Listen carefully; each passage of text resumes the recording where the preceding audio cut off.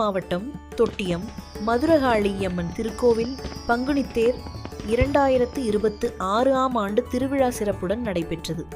தொட்டியம் மதுரகாளியம்மன் கோவிலில் இருந்து தொடங்கிய திருத்தேர் திருவிதுலா கோட்டைமேடு வழியாக சென்று பண்ணைவீடு பகுதியை அடைந்தது.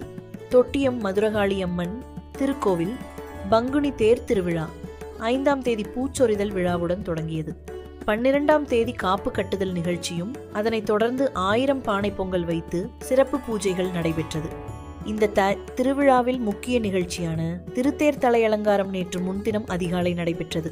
நேற்று மாலை பெரிய தேர் மற்றும் சின்ன தேர் திருவீதி உலா நடைபெற்றது. அப்போது பக்தர்கள் பெரிய தேர் மற்றும் சின்ன தேரை தலையிலும் தோளிலும் பக்தி பரவசத்துடன் சுமந்து சென்றனர். பெரிய தேரில் ஓலைப்பிடாரி அம்மனும் சின்ன தேரில் மதுரை காளியம்மனும் எழுந்தருளி பக்தர்களுக்கு அருள்பாலித்தனர். தொட்டியம் மதுரகாளியம்மன் திருக்கோவிலில் இருந்து தொடங்கிய திருத்தேர் திருவிதுலா கோட்டைமேடு வழியாக சென்று பண்ணை வீடு பகுதியை அடைந்தது.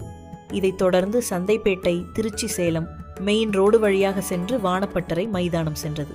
இதையொட்டி வானவேடிக்கை நிகழ்ச்சி நடைபெற்றது. திருவிழாவிற்கான ஏற்பாடுகளை தொட்டியம் பகுதியை சேர்ந்த 18 பட்டி கிராம ஊர் பொதுமக்கள், கோவில் நிர்வாகம் மற்றும் கோவில் பூசாரிகள் செய்திருந்தனர். ஏராளமான பக்தர்கள் கலந்து கொண்டனர்.